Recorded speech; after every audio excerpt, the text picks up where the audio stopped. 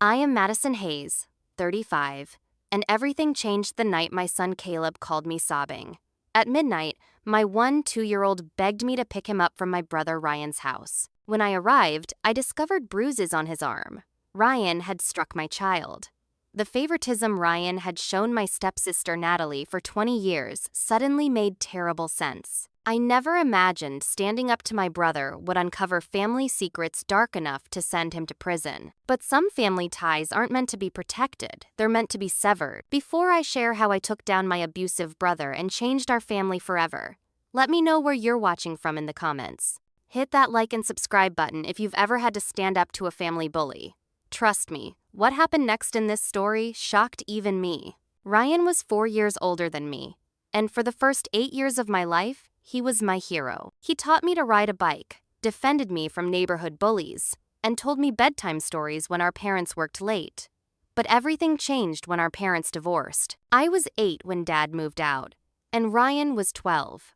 He blamed our mother for the separation, while I was just trying to understand why our family was falling apart. Ryan grew distant, spending weekends with Dad while I stayed with Mom. The gap between us widened with each passing month. When I turned 12, Dad remarried Stephanie, a polished real estate agent with a daughter my age named Natalie. From the beginning, Natalie was everything. I wasn't confident, stylish, and socially adept.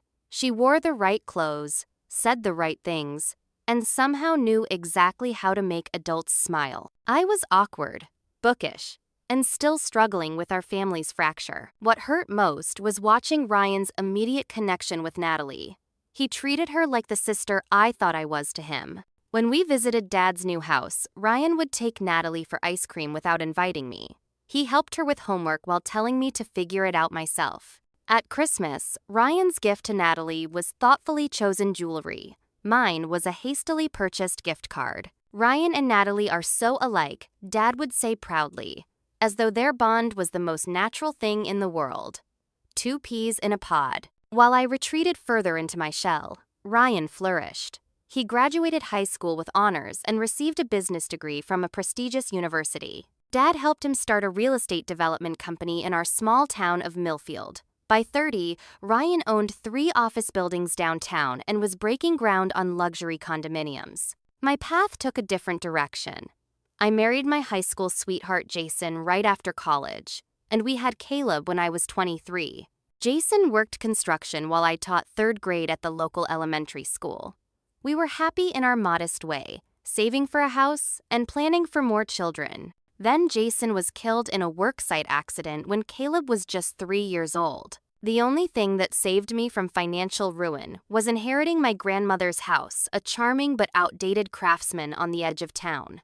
The home sat on 2 acres of increasingly valuable land as Millfield grew. Ryan had tried multiple times to convince me to sell it to his development company. "You're living in the past, Madison," he'd lecture during family gatherings. "That house is falling apart, and you can barely afford the property taxes. Be smart for once." Each time I refused, his contempt grew more obvious. He'd compare my struggling single mother life with Natalie's picture-perfect existence. She'd married a surgeon named Gregory, had 2 immaculately behaved children, and lived in a sprawling house in the town's most exclusive neighborhood. "Look at how well Caleb behaved at dinner," Ryan would say when my son stayed silent throughout a family meal. "Not like Natalie's boys, who actually contribute to the conversation." When Caleb got B's on his report card, Ryan would remind everyone that Natalie's sons were on the honor roll. When Caleb wore hand-me-downs, Ryan would comment on how sharp Natalie's boys looked in their preppy outfits. Every comparison was a subtle knife, reminding me that my branch of the family was the disappointing one. The most recent tension involved the remaining 50 acres of family property that once belonged to our grandparents. After our grandmother's death, most of the land went to Ryan through what Dad called smart estate planning. But I received the house and 2 acres, while 5 acres with lake access remained in dispute between us, land that Ryan desperately wanted for his new development. Land that was rightfully half mine. As my financial struggles continued, Ryan's wealth grew. He flaunted his success at every opportunity, arriving at family events in his Range Rover, talking loudly about his vacation home in Aspen, and generously offering Caleb his son's old toys. Each interaction was carefully designed to establish his dominance and my dependence.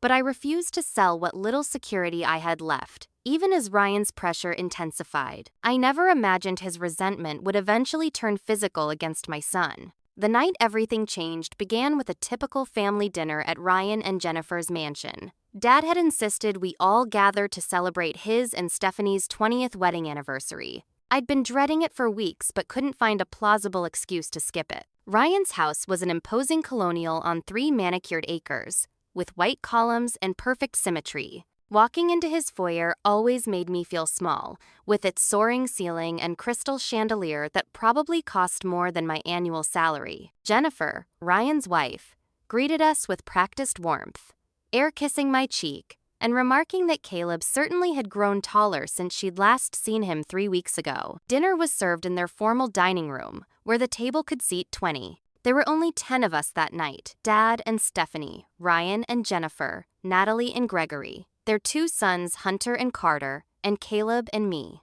The adults occupied one end of the table while the children sat at the other, too far away for me to monitor Caleb easily.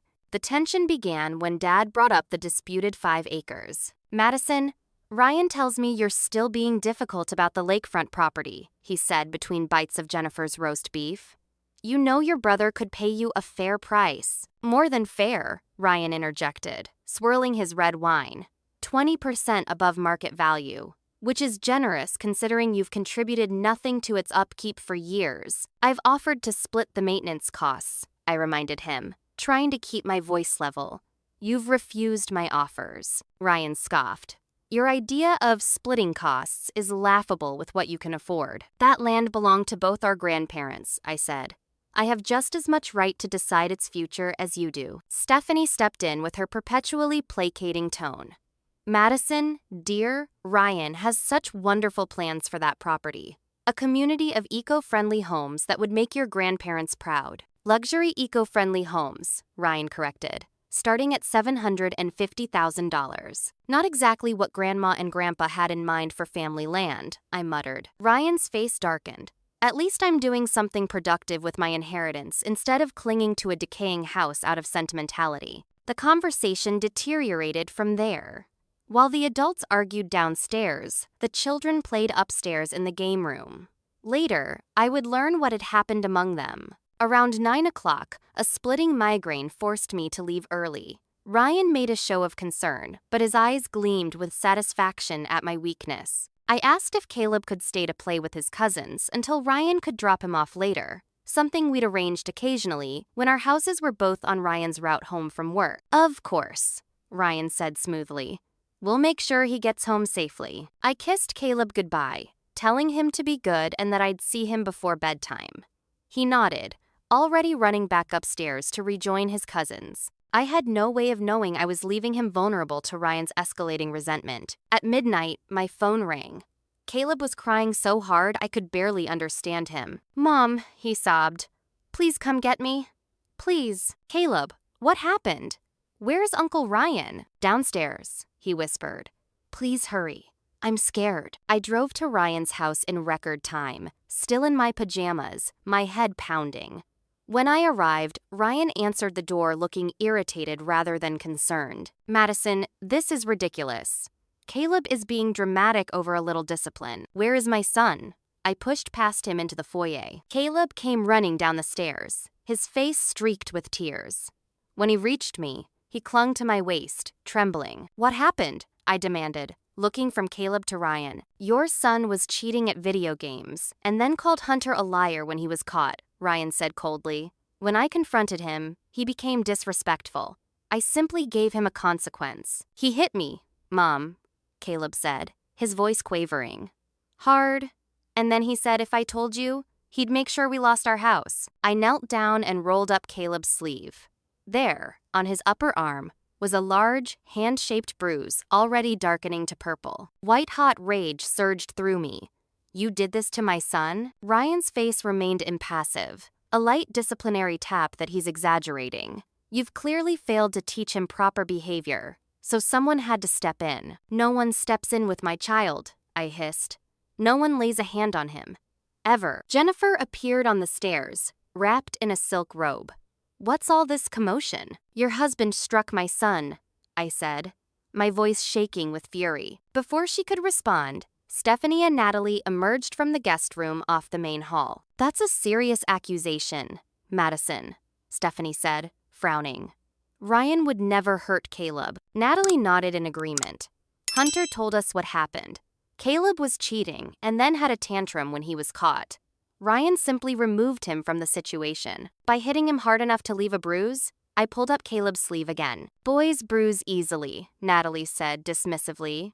"Hunter gets bruises from playing all the time." I looked at each of their faces. Ryan's cold anger, Jennifer's careful neutrality, Stephanie's disapproval, and Natalie's contempt. In that moment, I realized they would all close ranks to protect Ryan, regardless of the truth. "We're leaving," I said, taking Caleb's hand. "And don't worry, Ryan. Everyone will know exactly what kind of man you really are." As we walked out the door, Ryan called after me. "Be very careful about what accusations you make, Madison. Remember who has the resources to weather a legal battle and who doesn't." I buckled Caleb into my car with shaking hands, my mind reeling from what had just happened and what I knew I had to do next. The drive home from Ryan's house was silent, except for Caleb's occasional sniffling. I kept glancing at him in the rearview mirror, his small face illuminated by passing streetlights, his trust in adults profoundly shaken. My hands gripped the steering wheel so tightly my knuckles turned white. At home, I documented everything. I took photos of the bruise from multiple angles, wrote down exactly what Caleb told me had happened, and recorded the time and date. Then I made him hot chocolate and sat with him on our worn living room sofa. "I need you to tell me exactly what happened, Caleb," I said gently. "Everything." His story emerged in painful fragments. After I left, the boys had been playing a racing game on Ryan's expensive gaming system. Hunter had accused Caleb of cheating when Caleb won 3 races in a row. Caleb insisted he hadn't cheated, which led to a shouting match. Ryan came upstairs, already irritated from our argument about the land. "He didn't even ask what happened," Caleb said, staring into his mug.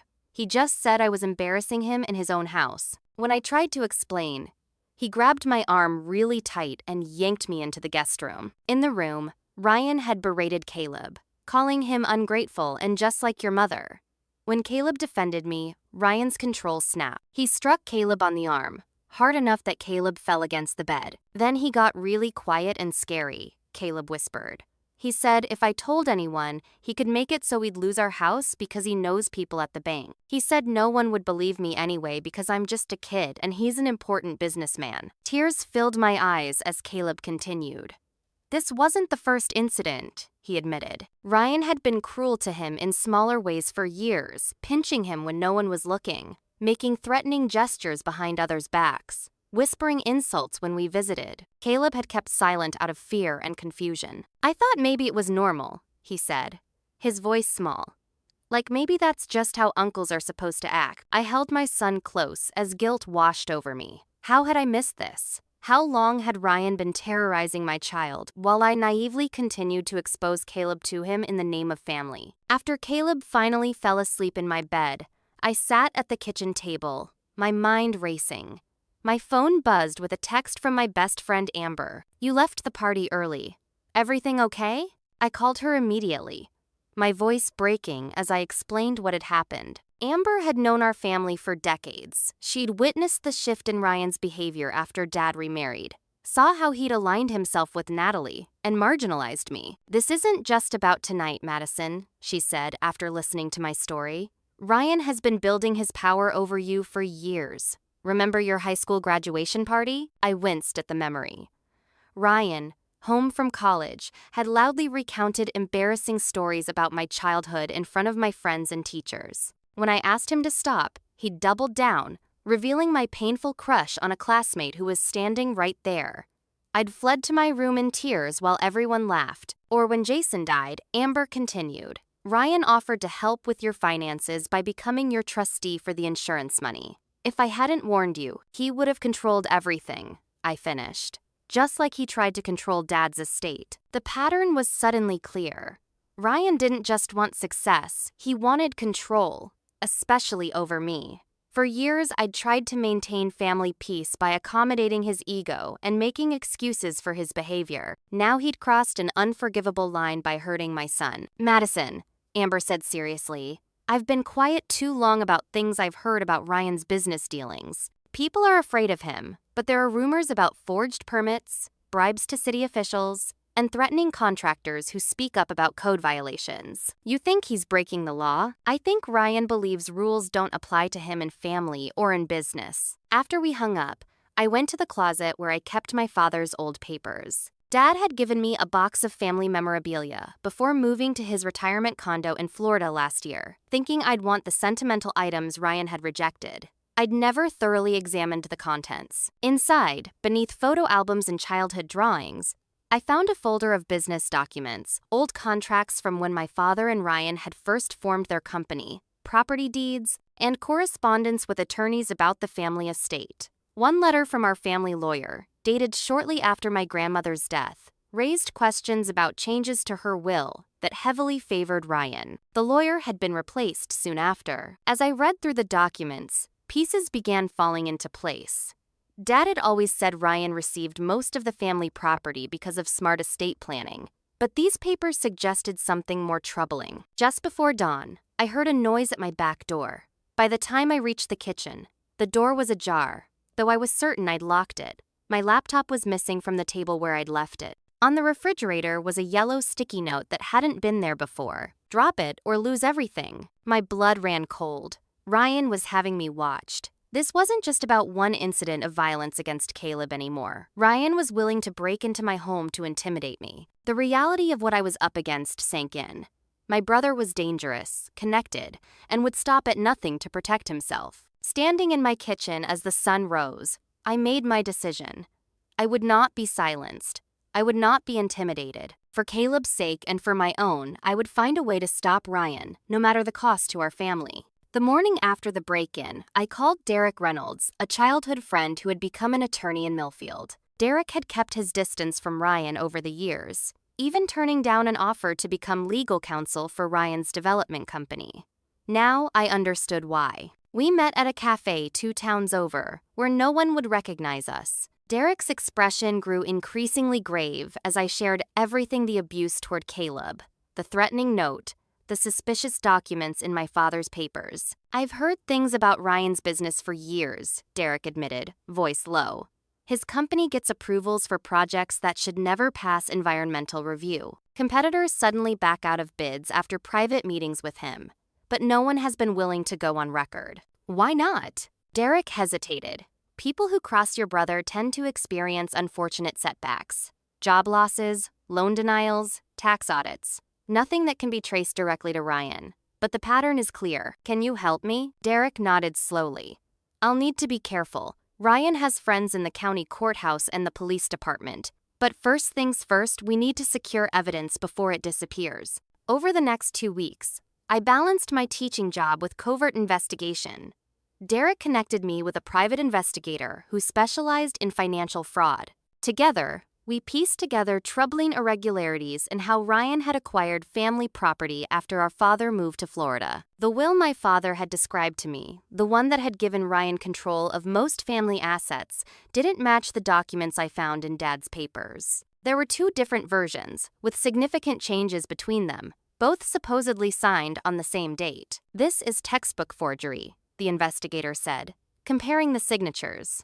Notice how the later version has slightly different handwriting on your father's signature? Someone modified the will after it was signed. I also located our father's old business partner, Harold Wilson, now retired and living in a neighboring town. Harold had abruptly sold his shares in the family business to Ryan 10 years ago, shortly after raising questions about financial discrepancies. I never wanted to sell, Harold confided when I visited him. But suddenly, the bank called in loans I didn't know my wife had taken.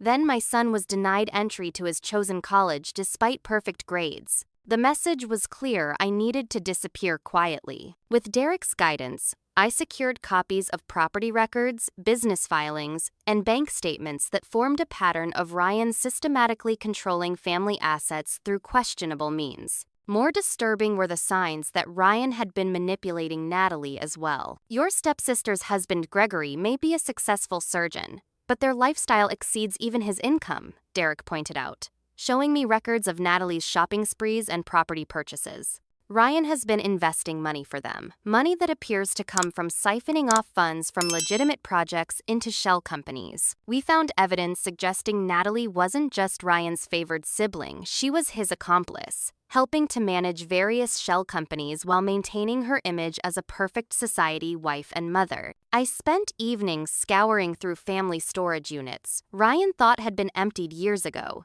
finding old correspondence between our grandparents about their intentions for the family property, intentions that directly contradicted Ryan's claims. Most damning was a letter from our grandmother expressing her wish for the lakefront property to be preserved for all family members, not developed commercially. As I built my case, Ryan escalated his campaign against me.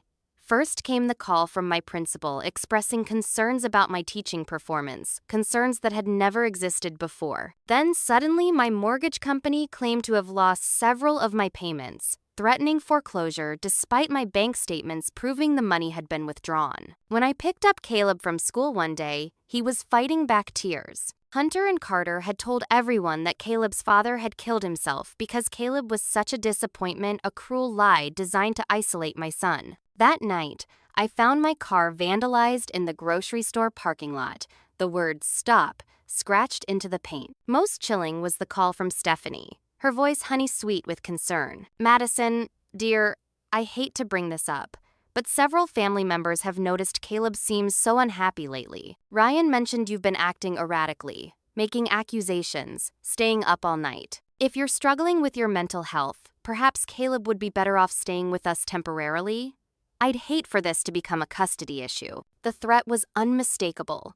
Ryan was preparing to claim I was an unfit mother if I continued my investigation. Throughout it all, I documented everything: photographs, recordings, emails. I installed security cameras around my home and created multiple backups of all evidence, storing copies with trusted friends outside Ryan's influence. Gradually, a network formed of others Ryan had wronged over the years. Former employees silenced by non-disclosure agreements, contractors forced to cut corners on building safety, elderly homeowners pressured to sell property below market value.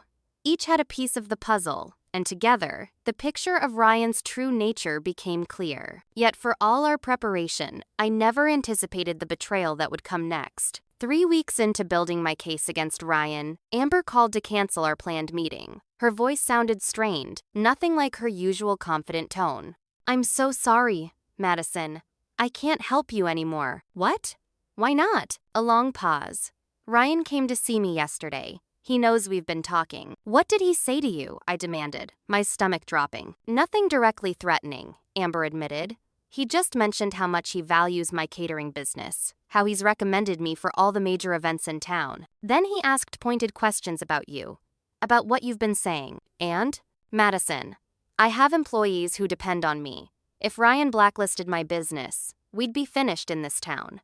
I told him I hadn't seen you recently." "I understand," I said quietly, though the betrayal stung. "Take care of yourself, Amber." Over the next few days, more friends mysteriously became unavailable. Neighbors who usually chatted with me walked the other way when they saw me coming. Even my teaching colleagues maintained a polite distance, clearly warned away from association with me. Ryan was isolating me systematically, cutting off my support network person by person. Each day I felt more alone, more vulnerable. Then came the text message from an unexpected source. "Natalie, we need to talk. Not at your house. The coffee shop on Maple Street. Tomorrow at 2. I debated ignoring her message, suspecting a trap, but curiosity and the desperate hope for an ally won out. The next day, I arrived early and chose a table with clear sightlines to all exits. Natalie appeared exactly at 2, looking uncharacteristically disheveled. Her designer clothes were wrinkled, and dark circles shadowed her eyes. "Thank you for coming," she said, sliding into the seat across from me. "I'm taking a huge risk being seen with you." "Why are you here, Natalie?" She glanced around nervously before leaning forward. "I need to know if what you're saying about Ryan is true. Did he really hurt Caleb?" I studied her face, looking for signs of deception. You know he did. You were there that night. I saw the aftermath, she corrected, not what happened. Ryan told us Caleb was exaggerating. Why would my 12-year-old son lie about being hit? Natalie bit her lip. Kids do lie sometimes. Not Caleb. Not about this. I pulled out my phone and showed her the photos of Caleb's bruise. Her face paled. That's worse than I imagined. Why do you suddenly care, Natalie? You've never taken my side against Ryan before. Her eyes filled with tears. Because I think Ryan might be hurting Hunter too. I found bruises last week after Hunter argued with him. When I asked, Hunter shut down completely. He was terrified. The revelation stunned me. Ryan is abusing his own son? Natalie nodded miserably. I think so. But Gregory doesn't believe me. He says Hunter must have gotten the bruises playing sports. He won't stand up to Ryan. Our entire lifestyle depends on Ryan's financial guidance. She made air quotes around the last words. You mean your husband's practice isn't doing well? It's not that. We're in deep with Ryan's investments. Our money is all tied up in his companies. If we cross him, we lose everything. She looked down. Madison, I know I've been terrible to you for years.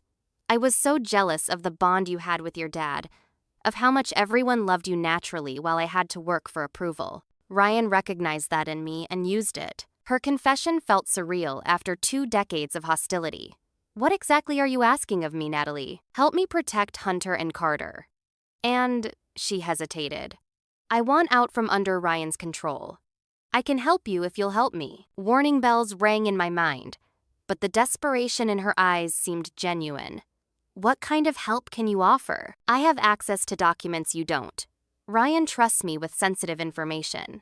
She lowered her voice further, including details about how he manipulated your grandmother's will and your father's business holdings. Over the next hour, Natalie outlined damning information about Ryan's operations. She described offshore accounts where he hid money, dummy corporations used to launder profits, and blackmail material he kept on influential people in town.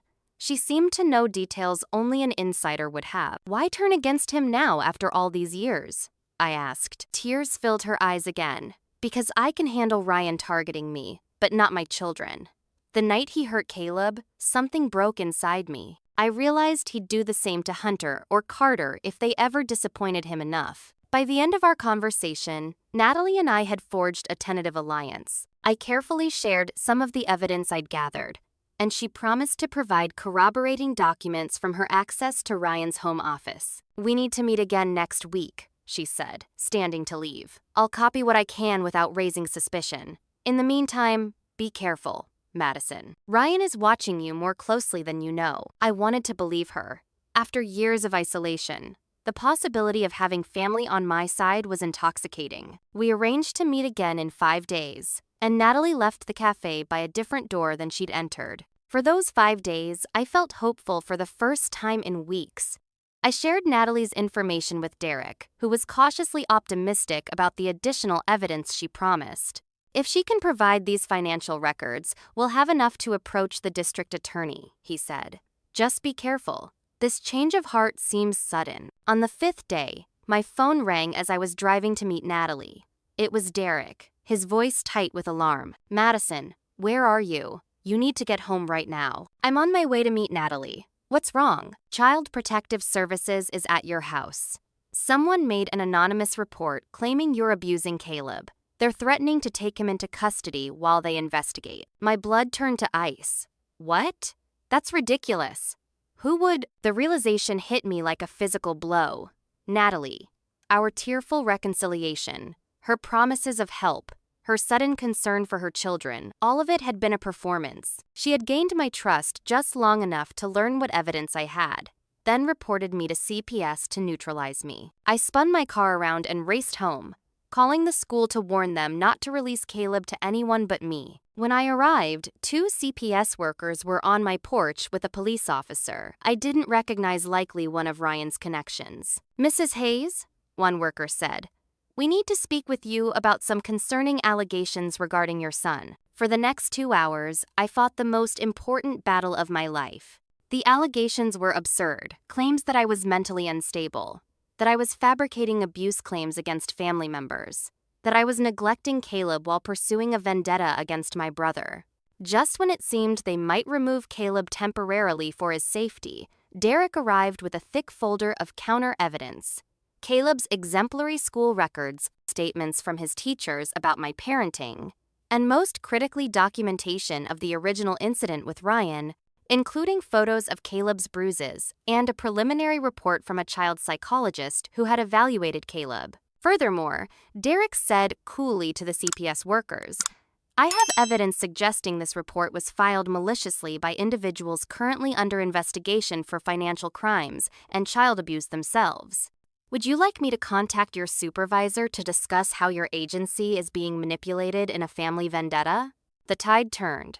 The CPS workers, realizing they might be caught in something unethical, backed down. They would still need to complete their investigation, but Caleb could remain in my custody. After they left, I collapsed onto the sofa, shaking with delayed fear and rage. "She played me perfectly," I told Derek. "Natalie knew exactly what buttons to push." "This confirms one thing," Derek said grimly. "You're getting close to something Ryan desperately wants to hide. They wouldn't take this risk otherwise." That night, as Caleb slept safely in his bed, I faced the harsh reality of my situation. I had been naive to trust Natalie, forgetting that she had been Ryan's ally for 20 years. The betrayal had nearly cost me my son. I couldn't afford any more mistakes. As I locked every door and window, I realized the battle lines were now clearly drawn. Ryan had shown how far he would go to silence me. I needed to be equally determined to expose him, no matter what it took. The day after the CPS incident, I hit my lowest point. The school had received the report about the investigation, and though they supported me, I could feel pitying looks from colleagues who had once been friends. Caleb was quiet and withdrawn, afraid of being separated from me. I'd stopped answering my phone after the third call from concerned family members, suggesting I should get help for my issues. Sitting at my kitchen table that evening, surrounded by evidence that seemed increasingly useless against Ryan's influence, I considered giving up. Maybe I could take Caleb and move away, start fresh somewhere beyond Ryan's reach. The thought of surrendering made me sick. But what choice did I have when my opponent controlled so much of the town? My phone buzzed with a text from an unknown number. "South Park, bench by the pond, 30 minutes. Come alone. It's about Ryan." Every instinct told me not to go. It could be another trap, but after so many setbacks, I was desperate enough to take the risk. I called my elderly neighbor Mrs. Wilson to sit with Caleb, drove to the park, and approached the designated bench with my finger hovering over the emergency dial on my phone. A woman sat alone on the bench, a scarf partially obscuring her face despite the mild evening. As I got closer, she turned, and I gasped in recognition. "Jennifer?" Ryan's wife nodded, looking nervously over her shoulder. "We don't have much time. Ryan thinks I'm at my sister's." I sat beside her, maintaining a cautious distance. Jennifer and I had never been close. She'd always been politely distant at family gatherings, speaking only when spoken to. I'd always assumed she was just another of Ryan's trophies, beautiful, reserved, and completely under his control. "Why are you here?" I asked. Jennifer's hands trembled as she reached into her purse. "Because you're right about Ryan, and you're not the only one he hurts." She pulled up her sleeve, revealing a pattern of fading bruises along her forearm. "This is from 3 weeks ago, when I questioned a charge on our credit card. There are more where you can't see them." Horror and recognition crossed between us the shared understanding of living with an abuser. "How long?" I whispered. "It started after we were married. Little things at first: criticism, controlling behavior, isolating me from friends. Then came the pushing, grabbing too hard, making it look like accidents. The first real hit was 2 years ago.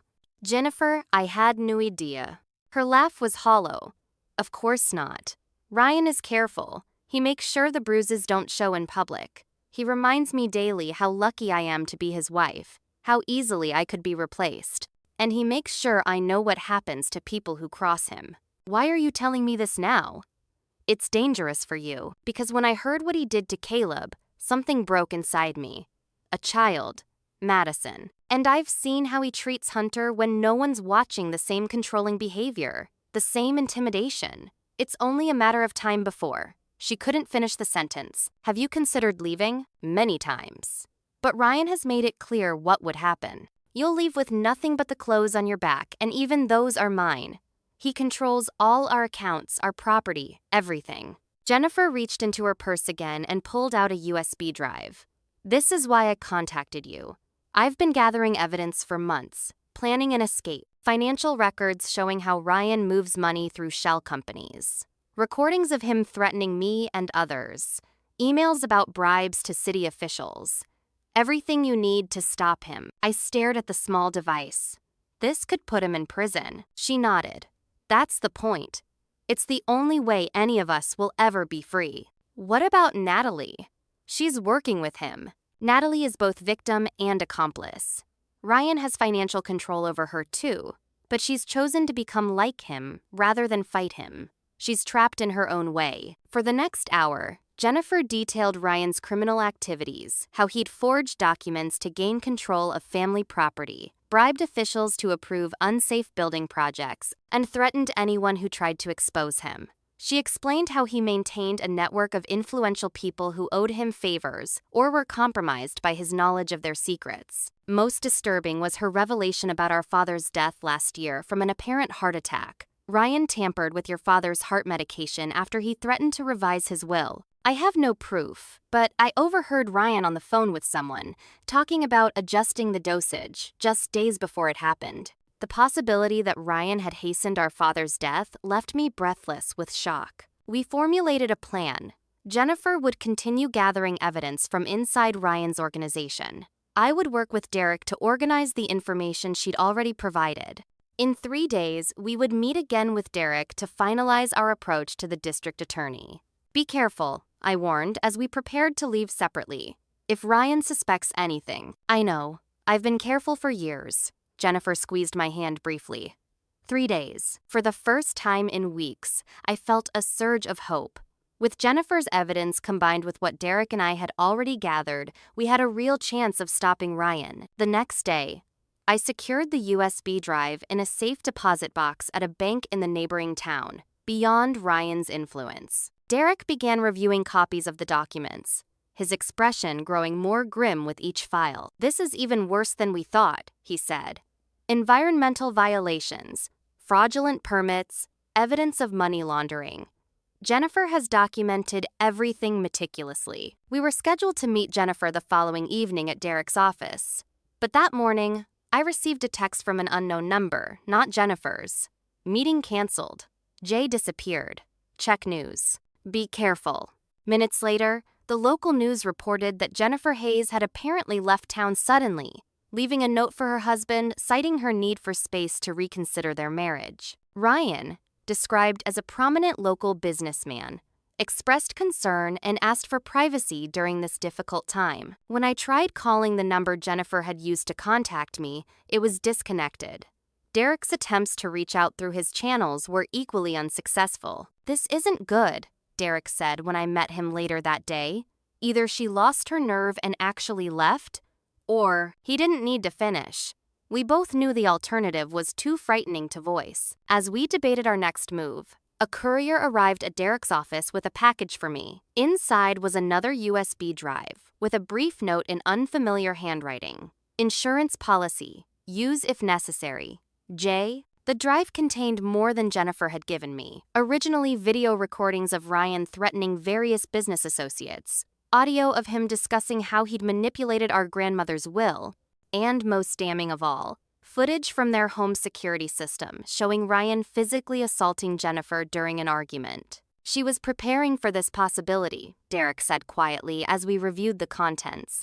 She knew he might discover her plans. I filed a missing persons report with the state police rather than the local department, citing concerns about Ryan's connections to local law enforcement. The officer took my information politely, but noted that Jennifer's goodbye note made this a low-priority case. That night, alone with my thoughts, I faced the gravity of our situation. Jennifer had risked everything to help me, and had possibly paid with her freedom, or worse. The responsibility of using her evidence effectively now rested entirely on my shoulders.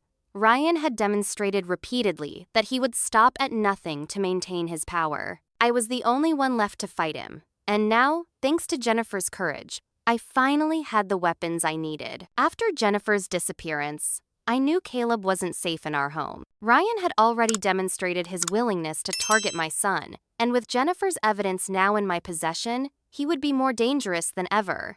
I needed to get Caleb away from Millfield temporarily. My cousin Tessa lived in Ridgeway, a small town about 3 hours away.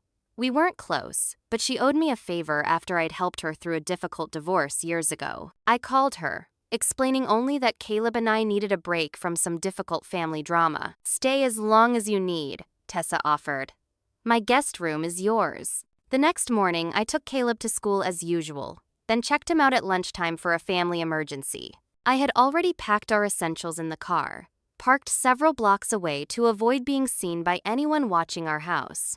Within an hour, we were on the highway heading to Ridgeway. "Mom, what's really going on?" Caleb asked as we drove.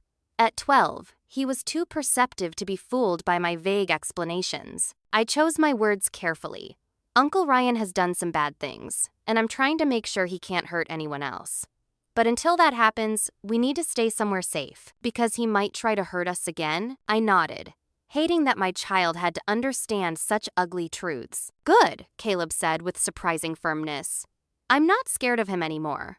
I just want him to leave us alone." His courage brought tears to my eyes. "That's what I want too, buddy. And I promise you, that's what's going to happen." After getting Caleb settled at Tessa's house, I returned to Millfield alone the next day. I needed to prepare for the inevitable confrontation with Ryan, and I wouldn't put my son at risk again. My first stop was my house, where I installed the security cameras Derek had provided, hidden devices that would record anyone entering the property. I also set up motion-activated audio recorders in several rooms. If Ryan came looking for me, I would have evidence of whatever he said or did. Over the next 2 days, I worked with Derek to organize all our evidence. We created multiple copies, storing them in different secure locations. Derek prepared preliminary filings for the district attorney and lined up interviews with state-level law enforcement, bypassing local officials who might be in Ryan's pocket. "We're almost ready," Derek assured me. "One more day to prepare everything properly. Then we submit everything at once to law enforcement, to the state licensing board for contractors, to the Environmental Protection Agency, to the Banking Commission." We hit him from all sides simultaneously so he can't wriggle out. That night, I returned to my empty house, oddly calm, despite knowing what was coming. The security system on my phone showed no unusual activity while I was gone. I double-checked all the cameras and recorders, then tried to get some sleep. Around midnight, my security app alerted me to movement at the back door. I watched on my phone as a shadowy figure expertly picked the lock and slipped inside. I recognized Ryan's silhouette immediately. Instead of fear, I felt a strange sense of inevitability. This confrontation had been building for 20 years, since the day our family first fractured and Ryan chose power over love. Quietly, I activated the full recording system from my phone, then slipped into the hallway. When I entered the living room, Ryan was already making himself comfortable in my father's old armchair, like he owned the place. He didn't seem surprised to see me. "Hello, Madison," he said casually. "We need to talk. Breaking and entering is a crime, Ryan." He waved his hand dismissively. "Family doesn't press charges against family. Sit down." I prefer to stand. Ryan's false pleasantness slipped slightly, revealing the cold calculation beneath. "Always the difficult one. This is why you've never succeeded in life, Madison. You never know when to cooperate for your own good. Is that why you're here? To give me life advice after beating my son and threatening my home? I'm here to end this ridiculous campaign you've been waging. It stops now." His tone was matter-of-fact, as though discussing a minor business transaction. "You're causing problems for a lot of important people, including yourself. By exposing your crimes," Ryan laughed. "Crimes? I'm a successful businessman who's revitalized this town. You're a bitter, struggling single mother who can't accept her brother's success. Who do you think people will believe?" "I have evidence, Ryan. Documents, recordings, witness statements." Something flickered in his eyes' concern, quickly masked. "Whatever you think you have, it's not enough. Do you understand who you're dealing with? I own half the businesses in this town. I've funded the mayor's last 3 campaigns. The chief of police plays golf at my club. He leaned forward, his voice dropping. But let's pretend you could hurt me. What happens to you? Your teaching career would be over. No school wants a troublemaker. That charming little house you cling to? Foreclosed while you waste money on legal fees. And Caleb? Poor fatherless Caleb would become the town pariah. Is that what you want for your son? As he spoke, Ryan casually picked up a framed photo of Caleb and me, studying it before deliberately dropping it. The glass shattered across my hardwood floor. Oops, he said with a cold smile. Accidents happen. I remained still, letting him reveal more of himself for the recordings. Why did you do it, Ryan? Why turn against your own family? Turn against? He stood, his composure cracking. I built everything while you did nothing. Dad gave you chance after chance, and you wasted every one. Even after Jason died, you refused my help out of stubborn pride. I offered to buy that worthless house at twice its value, and you acted like I was stealing from you. He paced the room, knocking books from shelves, upending a side table. Everything I've accomplished, I've earned. You think Dad or Grandma built this town? No, I did. Their precious property was sitting useless until I developed it. I created jobs, housing, opportunity. By breaking the law, by doing what needed to be done, he shouted, mask fully slipping now. The law is for people without vision, without the courage to create something lasting. I've made this family important. Family? I challenged. You've terrorized your wife until she fled. You've struck your nephew and probably your own son. You've manipulated and controlled Natalie until she's as corrupt as you are. That's not family, Ryan. That's tyranny. His face contorted with rage. You know nothing about my marriage or my relationships. Jennifer is unstable. She always has been. She'll be back when she runs out of whatever cash she took. And if she doesn't come back, if she went to the authorities instead, something dangerous flashed in his eyes. She wouldn't dare. Like I wouldn't dare stand up to you. I took a step toward him. You've bullied me my entire adult life, Ryan. You've belittled me, isolated me, and now threatened my son. What did you think would happen? That I'd just take it forever? I think you have no idea what I'm capable of, he said, voice deadly quiet. I know where Caleb is right now. My blood froze. What? Ryan smiled, seeing he'd hit his mark. Cousin Tessa's house in Ridgeway. The blue one with the white trim on Maple Street. Caleb's in the upstairs bedroom, right side of the house. My shock must have shown on my face, because Ryan's smile widened. Did you really think I wouldn't have people watching you?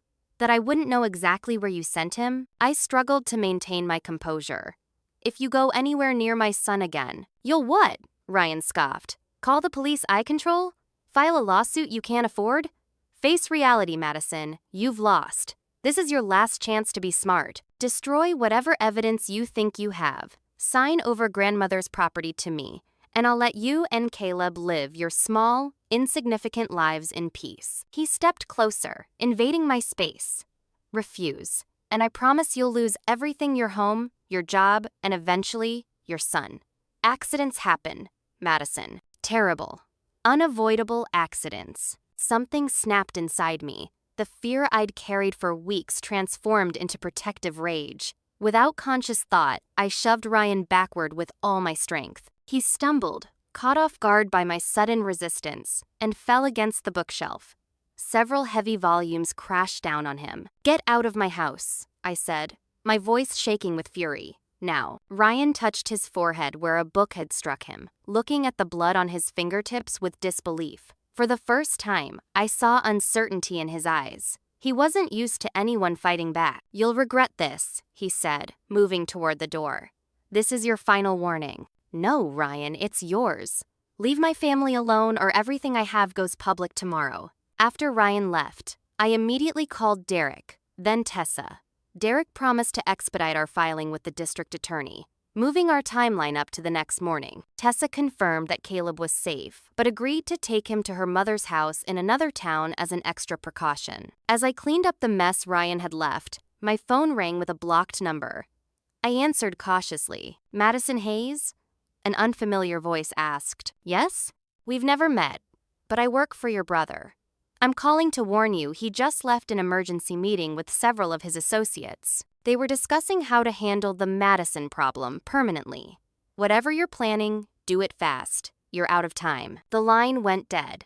I stood in my destroyed living room, the reality of my situation fully dawning on me. Ryan wasn't just fighting to protect his reputation or his business anymore. He was fighting for his freedom. And people who fear prison are capable of anything. I spent the night reviewing our evidence one final time, preparing for what would be the most important confrontation of my life. Whatever happened next, there would be no going back for any of us. The morning after Ryan's midnight visit, I knew I needed to change tactics. Filing reports with authorities was necessary, but might take too long given Ryan's imminent threat. I needed to strip away his power more immediately, and that meant exposing him to the people whose opinions he valued most. I called my father in Florida, asking him to come home for an urgent family matter. Dad was initially resistant, citing his recovery from recent knee surgery, but something in my voice convinced him. Next, I contacted various extended family members, aunts, uncles, cousins, inviting them to a memorial gathering at our father's grave to mark the 1-year anniversary of his death, which was still 3 weeks away. "Why the rush?" my Aunt Louise asked suspiciously. "I've been having dreams about Dad," I improvised. "I feel like he's trying to tell me something important about the family. Please, it would mean so much to have everyone there." Meanwhile, Derek accelerated our plans, preparing to submit our evidence to multiple agencies simultaneously. "The moment your family confrontation begins, I'll file everything electronically," he assured me. "Even if Ryan tries to intervene afterward, it'll be too late." I chose the cemetery for our showdown deliberately. It was public enough to provide safety, but private enough for family matters. Most importantly, it was meaningful ground, the final resting place of the father whose approval Ryan had craved his entire life. The gathering was set for sunset that same day. I arrived early, positioning my phone to record discreetly from my pocket. Derek waited in his car nearby, ready with additional documentation and for legal support if needed. Family members arrived gradually, clustering around my father's elegant headstone with its engraved quotation about family legacy. Ryan and Natalie appeared last, both looking annoyed at the impromptu ceremony. Ryan's face showed faint bruising from our confrontation the previous night, carefully concealed with what appeared to be makeup. "What's this really about, Madison?" he asked quietly, as everyone arranged themselves in a semicircle. "Moving up Dad's memorial to interfere with my zoning hearing tomorrow? Pathetic." I ignored him, waiting until everyone had settled.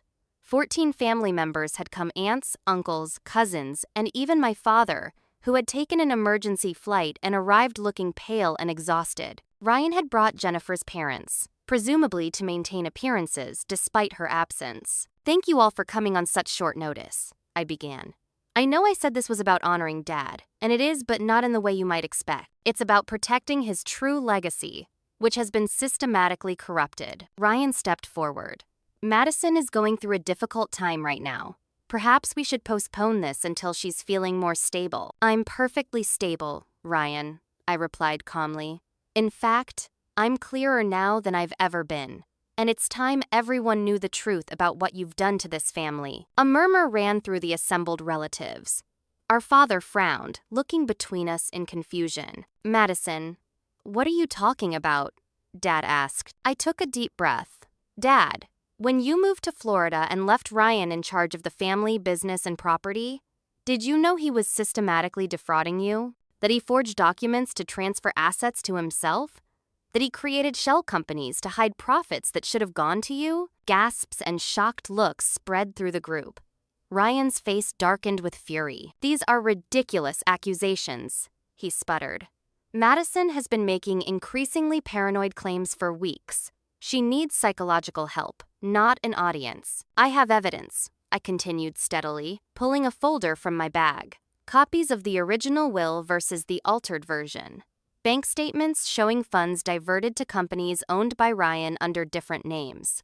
Emails in which Ryan discusses how to manipulate the property transfers." I handed copies to several key family members, including our father. But the financial fraud is only part of the story. 3 weeks ago, Ryan physically assaulted my 12-year-old son, leaving bruises that I documented and had examined by a doctor. Aunt Louise, always the family peacemaker, stepped forward. Madison, dear, are you certain? Children bruise easily during play? Ryan struck my son hard enough to leave a handprint on his arm, then threatened him to keep quiet, I interrupted. And according to Jennifer, he's been similarly abusive to his own son, Hunter. That's absurd, Ryan shouted. Jennifer would never make such claims. Actually, she did. I pulled out my phone and played a short audio clip of Jennifer describing Ryan's behavior toward their son. She provided this evidence before she disappeared after leaving you a supposed goodbye note that she never actually wrote. Ryan lunged toward me, but two of our cousins stepped between us. You manipulated those recordings? He accused, his face contorted.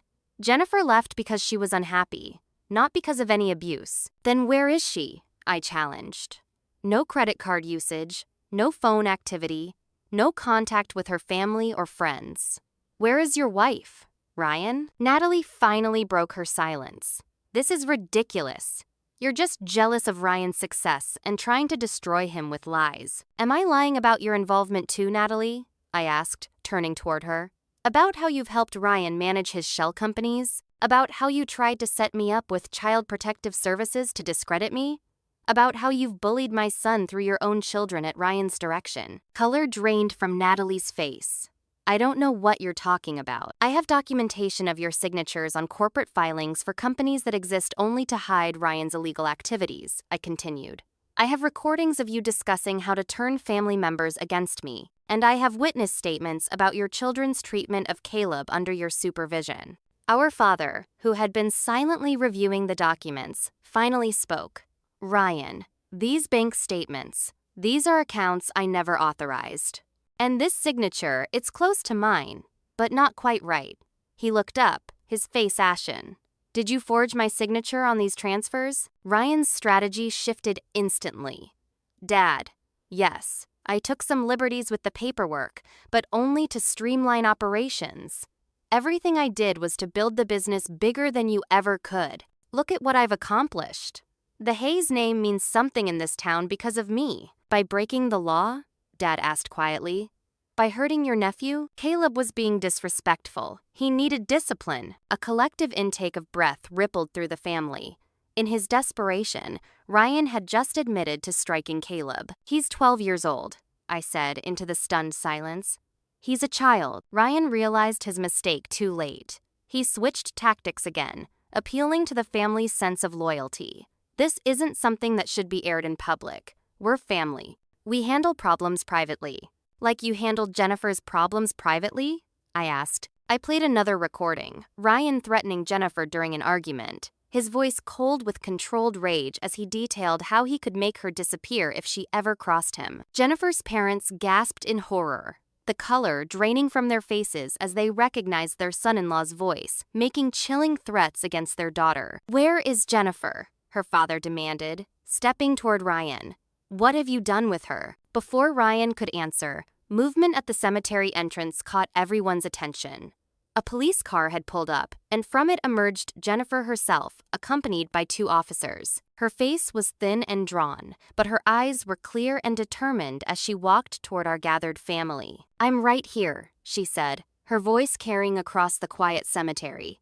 And I'm not afraid anymore. Ryan's face contorted with shock.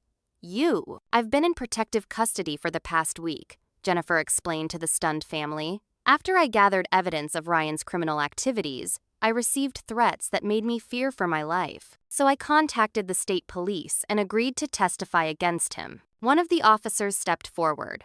Ryan Hayes, we have a warrant for your arrest on multiple charges, including fraud, money laundering, tax evasion, and domestic assault. Chaos erupted. Ryan made a desperate move toward his car, but Derek had anticipated this and blocked his path. Ryan shoved Derek hard, sending him sprawling across the grass. Two male cousins tackled Ryan before he could run further, holding him until the officers reached them. Natalie began crying hysterically, denying any knowledge of wrongdoing as her husband Gregory led her away from the scene, his face rigid with humiliation and shock. As Ryan was handcuffed and read his rights, he locked eyes with me across the cemetery. This isn't over, he hissed. You think you've won, but you've destroyed this family. No, Ryan, I replied calmly. You did that yourself, years ago.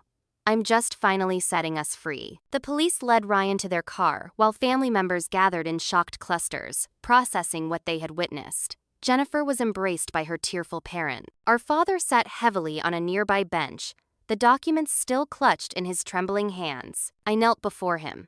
I'm sorry, Dad. I know how much this hurts. He looked up with tears in his eyes. I enabled him, didn't I?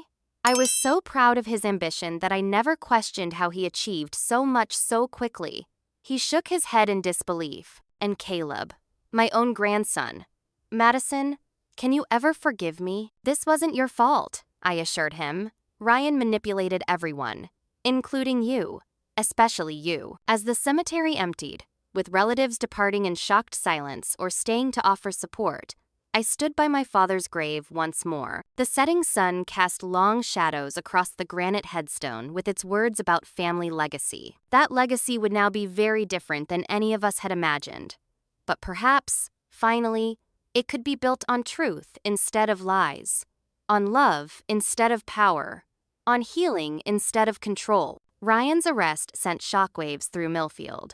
Local news initially reported it as a prominent businessman facing allegations, but as the extent of his crimes became public, the community's stunned reaction transformed into collective outrage. Ryan had not only hurt his family, he had corrupted the town itself through bribes, unsafe building practices, and environmental violations. The legal proceedings began almost immediately. Ryan was denied bail after prosecutors successfully argued he was both a flight risk and a danger to witnesses. Natalie avoided arrest by agreeing to testify against him, though she faced her own legal consequences for her role in his financial schemes. She lost custody of her children to Gregory, who filed for divorce within weeks of Ryan's arrest. I brought Caleb home from Tessa's house the day after the confrontation, explaining as gently as possible what had happened. So, Uncle Ryan is going to jail? He asked as we sat on our porch swing. Yes, probably for a long time. And we're safe now? I hugged him close. Yes, we're safe. No one will hurt you again. The recovery of the family's property and assets took longer than the criminal proceedings. With Derek's help, I filed to invalidate the fraudulent transfers Ryan had orchestrated. Dad returned to Millfield temporarily to help untangle the legal mess, taking an active role in correcting the wrongs he felt he had enabled. I should have seen it, he said one evening as we sorted through boxes of financial documents in my living room. All those years, I was so proud of Ryan's business acumen that I never questioned where it came from. He fooled everyone, I reminded him. He was careful and calculating. Dad shook his head sadly. Not everyone. You always saw something wrong, and I dismissed your concerns.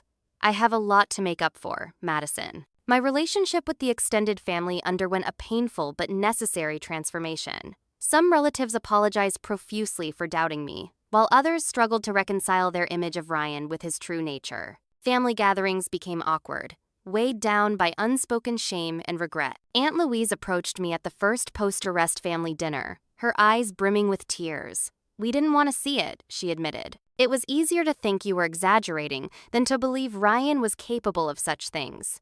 I'm so sorry we weren't there for you and Caleb. I established clear boundaries with those who had enabled Ryan's behavior over the years. Some relationships were damaged beyond repair, while others slowly began to heal through honest conversation and accountability. The most unexpected relationship to emerge from the wreckage was my friendship with Jennifer. After giving her testimony to prosecutors, she moved temporarily into a small apartment near my home. We began meeting for coffee, sharing our experiences of Ryan's manipulation, and finding common ground in our determination to rebuild our lives. I enabled him too, she confessed during one of our talks. I knew what he was doing was wrong, but I convinced myself it wasn't my place to interfere in business matters. By the time I realized how dangerous he truly was, I felt trapped. You got out, I reminded her. And you helped stop him. That's what matters now. Jennifer nodded thoughtfully. It's strange, I spent years afraid of losing my luxurious lifestyle if I left Ryan. Now I'm living in a tiny apartment with secondhand furniture, and I've never felt richer. The community's response to the scandal evolved over time. Initially, some of Ryan's business associates and friends rallied to his defense, suggesting I had orchestrated a vindictive campaign against my successful brother. But as evidence mounted and more victims came forward, contractors who'd been threatened, homeowners who'd been defrauded, employees who'd been abused, public opinion solidified against him. 6 months after Ryan's arrest, I started a support group for families affected by abuse and fraud. Our first meeting had only 5 attendees. By the 3rd month, we needed a larger venue to accommodate everyone. People who had suffered silently for years finally found their voices, sharing stories that echoed my own experiences with Ryan. "You've created something powerful here," Derek observed after sitting in on one meeting. "You've turned your trauma into a way to help others." "It helps me too," I admitted, knowing something good can come from what we went through. The house my grandmother had left me, the property Ryan had so desperately wanted to develop, became a sanctuary for both Caleb and me. Using funds recovered from Ryan's fraudulent schemes, I was able to complete long overdue repairs and renovations. The 2-acre garden, once overgrown and neglected, became my therapy as I pulled weeds, planted flowers, and created a peaceful space for healing. Caleb showed remarkable resilience throughout the ordeal. After initial therapy sessions to process his trauma, he gradually regained his confidence and natural cheerfulness. His cousins, Hunter and Carter, eventually came to stay with us on weekends, while Gregory worked hospital shifts. The 3 boys, once divided by their parents' dysfunction, formed tentative friendships based on their shared experiences. "Do you think Hunter and Carter hate their dad?" Caleb asked me one evening after the boys had gone home. "I think they have complicated feelings about him," I answered honestly. "Just like you might have complicated feelings about Uncle Ryan." Caleb considered this. "I used to be scared of him. Then I was angry. Now I just feel sad for him." "Sad?" He nodded. "He could have just been a normal, nice uncle. Instead, he chose to be mean and hurt people. Now he's in jail and nobody likes him. That's sad." His compassion amazed me, offering wisdom beyond his years. A year after Ryan's arrest, I visited my father's grave alone. The cemetery was peaceful in the late afternoon sunshine, far removed from the dramatic confrontation that had unfolded there. I placed fresh flowers on the headstone and sat on the grass beside it. "We're okay, Dad," I said quietly. "Not perfect, not completely healed, but okay. Caleb is thriving. The family is finding its way back to something authentic. I hope that brings you peace." As I stood to leave, I noticed a familiar figure watching from a respectful distance my father. He had returned to Millfield for Ryan's sentencing hearing the following day. "I thought I might find you here," he said, approaching slowly. "Mind if I join you?" Together, we stood at the grave in silence, 2 survivors of Ryan's destruction finding closure in our own ways. "I keep asking myself if I could have prevented this somehow," Dad finally said. "If I had been a different father, would Ryan have become a different man?" "We can't know that," I replied gently. "What matters is what we do now, with the truth we have." He nodded, squeezing my hand. "You were always the strongest of us, Madison. I just didn't see it until now." The next day, Ryan was sentenced to 25 years in prison. I attended the hearing but felt no triumph as he was led away in handcuffs, his face gaunt and eyes hollow. What I felt instead was resolution, the closing of a painful chapter, and the beginning of something new. That evening, I sat on my porch swing with Caleb beside me, watching fireflies rise from the garden as darkness fell. The weight I had carried for so long had finally lifted. We had faced the worst of what family could be and survived to build something better. "Mom?" Caleb said sleepily, his head against my shoulder. "Yes, sweetheart? I'm glad we fought back." I kissed the top of his head. "So am I." In the end, the most important lesson wasn't about justice or even truth, though. Both were necessary. It was about redefining what family truly means. Family isn't determined by blood or name, but by who stands beside you in your darkest moments, who chooses love over power, and who helps you become your best self rather than diminishing you to serve their own needs. Some family ties aren't meant to be protected, they're meant to be severed, and in their place, we can build connections based on respect, honesty, and genuine care. That's the legacy I choose to create, one day at a time, with my son and the family we've chosen together. If you've ever had to stand up against family who hurt you, I hope my story gives you strength. The path isn't easy, but your truth matters. Your safety matters. Your future matters. Please share your own experiences in the comments below. Like and subscribe if this story resonated with you. And remember, sometimes the bravest thing you can do is protect yourself and those you truly love, even when it means confronting those who should have protected you. Thank you for listening to my journey, and may you find healing in your own.